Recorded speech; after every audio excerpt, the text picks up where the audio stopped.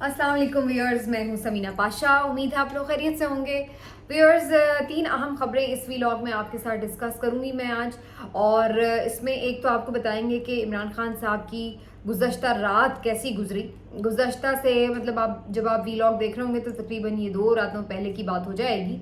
और उसके साथ साथ आपको बताएंगे कि क्या सूरत हाल है सहाफ़ियों के हवाले से अभी तक पाकिस्तान में, कि जहाँ पर ज़बाबंदी का सामना है, नौकरियों से फरागत हो रही है, लापता है कोई तो लापता है, और अगर कोई शहीद हो चुका है तो उसके कातिलों का कुछ पता अता नहीं है। तो ये सब चीज़ें अभी तक हम कह सकते हैं कि जो आज़ादी इजहार राय का मामला है वो तो बिल्कुल ही चैप्टर जैसे क्लोज हो चुका है। कंट्रोल सा आपका मीडिया है, और इस मीडिया को कंट्रोल करने के कई तरीके हैं। यानी जहाँ पर इनके ऊपर सख्ती की गई है, इन्हें डराया धमकाया गया है, वहीं पर इन्हें ऑब्लाइज भी किया गया है, इन्हें खूब सारा पैसा भी दिया गया है। और किस तरह से ये मीडिया मैनेजमेंट हुई है आपके सामने रखेंगे ये भी आज के व्लॉग में। आपसे रिक्वेस्ट है कि चैनल को अगर आपने अभी तक सब्सक्राइब नहीं किया तो सब्सक्राइब कर लें और वीडियो को लाइक और शेयर भी किया करें। सबसे पहले ज़रा बात हो जाए जी इमरान खान साहब के हवाले से। इमरान खान साहब अटक जेल में कैद हैं, कैदी नंबर 804 हैं। और आप सबको मालूम है कि इससे पहले इस पर कई व्लॉग हो चुके हैं, ना सिर्फ मैंने बल्कि बहुत सारे और भी सहाफ़ियों ने भी इस पर बात की है। और उन्होंने बताया कि किस तरह से अटक जेल में इमरान खान साहब को इंतहाई मुश्किल हालात में, इंतहाई नामसाइद हालात में रखा गया है, और जो वो डिज़र्व करते थे कि उन्हें कोई बेहतर क्लास मिलती, एक बेटर क्लास मिलती, कोई बी क्लास सहूलत मिलती, वो चीज़ें नहीं दस्तयाब थी। और फिर जब अल्टीमेटली एक सेशन जज ने वहाँ पर मजिस्ट्रेट ने दौरा किया और जाकर उन्होंने एक पूरी रिपोर्ट सुप्रीम कोर्ट पर जमा कराई कि जनाब ये सूरत हाल है, और बिल्कुल भी तसल्ली बख्श वहाँ पर इंतजामात नहीं है, बल्कि जानबूझकर लग रहा है कि उन्हें इस हाल में रखा गया है कि जिससे एक टॉर्चर उनको पहुँचाया जा सके। तो उस रिपोर्ट के बाद भी सुप्रीम कोर्ट की थोड़ी मुदाखलत के बाद सूरत हाल में थोड़ी बहुत 19-20 बेहतरी भी आई। और फिर कुछ दिन अब जो उनके वकला हैं ये क्लेम कर रहे हैं कि कुछ दिन तो उनके साथ थोड़ा सा मुनासिब और बेहतर मामला रखा गया, लेकिन फिर उसके बाद अब दोबारा से काफ़ी ज़्यादा टाइट सिचुएशन है, दोबारा से उनको तमाम सहूलियात जो है उस तरह से मुयसर नहीं है। और 2 दिन पहले आपको याद होगा कि इस्लामाबाद में आया है बहुत ही ज़्यादा शदीद आंधी और तूफ़ान, बड़ी तेज़ किस्म की बारिश हुई, और काफ़ी ज़्यादा लोग बल्कि इसके ऊपर खौफजदा भी थे, इस कदर ये तूफ़ान था। और काफ़ी ज़्यादा मैं देख रही थी कि जो लोग इस्लामाबाद में मौजूद थे वो वीडियोस भी पोस्ट कर रहे थे, एक दूसरे की खैरियत भी मालूम कर रहे थे कॉल्स करके, क्योंकि ये वाकई बड़ा खौफनाक तूफ़ान था।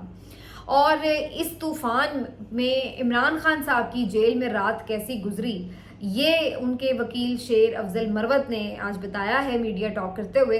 और उन्होंने ये बताया कि जनाब इमरान खान साहब जिस सेल में मुक़य्यद हैं वहाँ पर इतना बुरा हाल था कि यहाँ पर जो छत थी वो भी टीन की छत थी, और उनका ये कहना है कि वो छत लीक कर रही थी, यानी बारिश का पानी उनके सेल के अंदर आ रहा था। और ये नहीं कि कोई एक आधा कतरा अंदर आ रहा था, बल्कि ये पानी इस कदर था कि उनका मैट्रेस भी गीला हो गया। मैट्रेस उनका जो उनको प्रोवाइड किया गया था बाद में वो भी सारा भीग गया। और इस तरह से ज़ाहिर है कि आप गीले मैट्रेस पर फिर सो तो नहीं सकते। तो फिर इमरान खान साहब वो सारी रात बिल्कुल भी नींद नहीं ले सके। और ये भी एक तरह से एक टॉर्चर है कि आप किसी को सोने ना दें, उसको ये गैर इंसानी तरीके से रखें कि वो सो ना पाए। बाज़ औक़ात ये इस तरह की भी जेलों में हालात होते हैं कि बहुत ज़्यादा रोशनी का बल्ब लगा दिया जाता है बिल्कुल ऐन सर के ऊपर, उसकी भी वजह यही होती है कि आप सो ना पाएँ और टॉर्चर किया जाता है ज़्यादा रोशनी से आपको।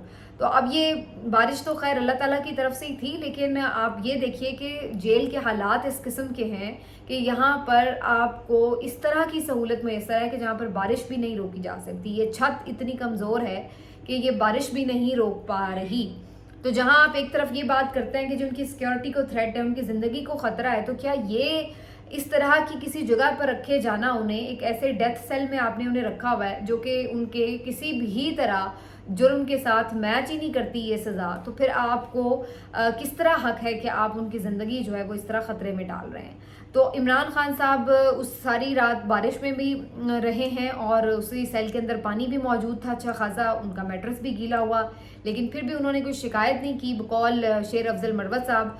और उन्होंने یہ کہا کہ میں اپنی قوم کے لیے کسی بھی طرح کے حالات سے گزرنے کے لیے تیار ہوں، مجھے اب اس سیل سے کوئی پریشانی نہیں ہے، اور نہ میں کسی سے یہ شکایت کرتا ہوں کہ جناب مجھے یہ پرووائڈ کر دیں یا مجھے وہ پرووائڈ کر دیں، اور نہ ہی مجھے کسی حوالے سے بھی کوئی گھبراہٹ کا سامنا ہے کہ میں کوئی تنگ پڑ گیا ہوں، بلکہ مجھے تو آپ یہ کہہ لیں کہ میں ایڈجسٹ کر چکا ہوں، تو مجھے کوئی ایشو نہیں ہے، اگر اس سے نیچے بھی کوئی کلاس ہے تو بھلے اس میں بھی مجھے رکھ دیں، مجھے کوئی مسئلہ نہیں ہے۔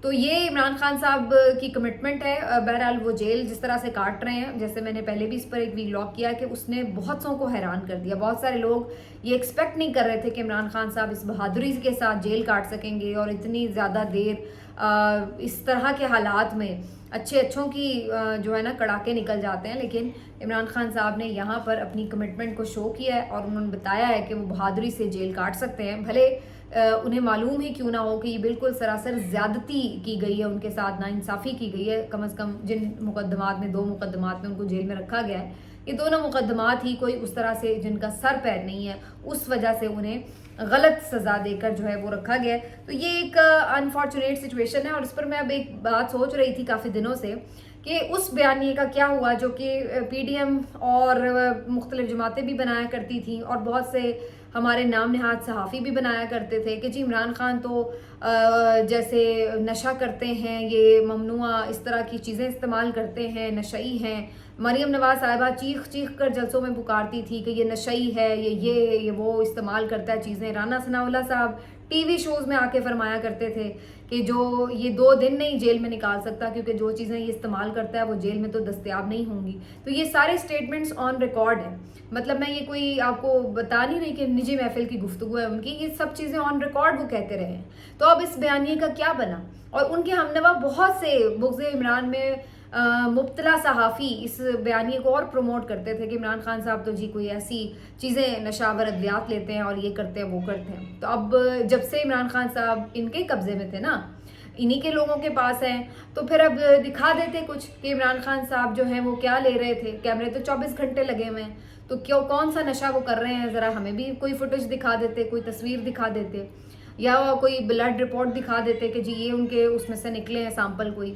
اور اگر وہ اتنے ہی نشہ کرنے کے عادی تھے تو وہ کس طرح سے اتنے دن سروائیو کر رہے ہیں بغیر نشے کے، اگر انہیں پرووائڈ نہیں وہاں پہ کیا جا رہا۔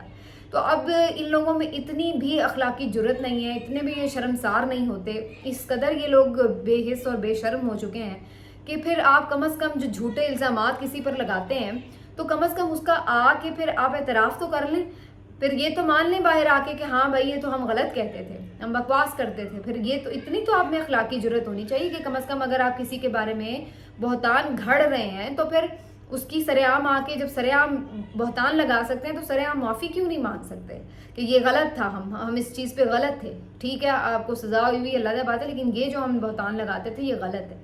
تو یہ ہے اس سارے ٹولے کی حقیقت، جو کہ صرف نفرت پر مبنی باتیں کرتے ہیں، گھٹیا اور بلو دا بیلٹ حرکتیں کرتے ہیں، اور پھر دوسرے کے اوپر گھٹیا ترین الزامات لگاتے ہیں، اور پھر اس کے بعد اسی پر یہ الزام لگاتے ہیں کہ جی وہ اس طرح کے کام کرتا ہے کہ گھٹیا الزامات لگاتا ہے۔ آپ سے زیادہ تو کوئی کردار کشی کا ماہر ہی نہیں ہے جو ہم نے دیکھ لیا۔ تو یہ ساری صورتحال ہے جی عمران خان صاحب کی جیل کے حوالے سے۔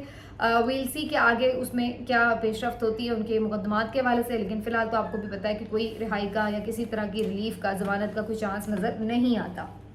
آگے بڑھتی ہوں، میں بات کروں گی ہارون رشید صاحب کے حوالے سے۔ ہارون رشید صاحب بہت معتبر صحافی ہیں اور بڑے یوں سمجھ لیجئے کہ بڑے اپرائٹ قسم کے صحافی ہیں۔ آپ بہت سارے لوگ ان کو ایسوسیٹ کرتے ہیں کہ جی وہ بہت پرو پی ٹی آئی ہے، لیکن میرے خیال سے تو وہ بڑے دبنگ انداز سے پی ٹی آئی کے اوپر تنقید بھی کرتے رہے ہیں، عمران خان کے اوپر تنقید کرتے رہے ہیں، اور آج بھی ان کی خامیوں کی نشاندہی کر دیتے ہیں۔ تو وہ کوئی اس طرح نہیں آپ کہہ سکتے کہ وہ کوئی عمران خان کی محبت میں مبتلا یا کوئی فین کلب کا حصہ ہے۔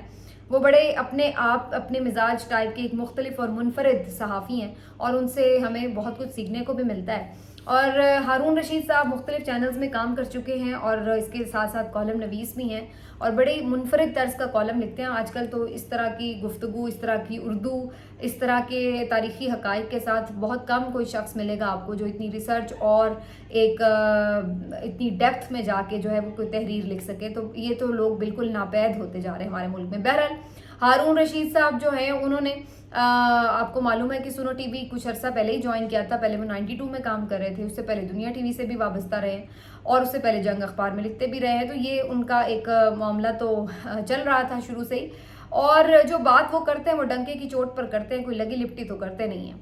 अब जिस तरह का ये माहौल चल रहा था, जाहिर है कि इसमें हर कोई सहाफ़ी इनसिक्योर फील कर रहा है, जो कि उसको लगता है कि वो हवा के मुखालिफ समत में अगर बात कर रहा है तो हर कोई सहाफ़ी को पता है कि उसके कॉन्सिक्वेंसेस उसको भुगतने पड़ सकते हैं। वो किसी भी तरह के हो सकते हैं। आपको कोई इस तरह भी हो सकता है कि नौकरी से जाना पड़ जाए, या आपको कोई थ्रेट्स मिलना शुरू हो जाएं, या किसी भी तरह आपको माली नुकसान पहुंचाया जाए, और बाज़ केसेस में तो हमने देखा है कि इवन जानी नुकसान तक भी हुआ है। तो ये सारे मामलात के साथ भी जो लोग अपनी बात कहना जानते हैं या करना जानते हैं, तो उनमें से एक हारून रशीद साहब हैं। हारून रशीद साहब ने सुनो टीवी में एक शो ज्वाइन किया था, और उसमें वो ज़ाहिर है जो उनका एक तरीका है और जिस अंदाज से वो गुफ्तगू करते हैं उसमें वो तज्जिया अपना देते थे, ख़बरें शेयर करते थे, और अदनान आदिल साहब उस प्रोग्राम के होस्ट थे। और फिर उसके बाद कुछ अरसे बाद जैसे ही ये सारी फ़ज़ा खौफ की बनी हुई थी, उसमें हारून रशीद साहब को उनकी मैनेजमेंट की तरफ से ये बताया गया कि जनाब आप जो हैं अब ये सियासी नौइयत का प्रोग्राम ना करें, क्योंकि थोड़ा दबाव इस पर चैनल पर आता है इस तरह के मामलात का।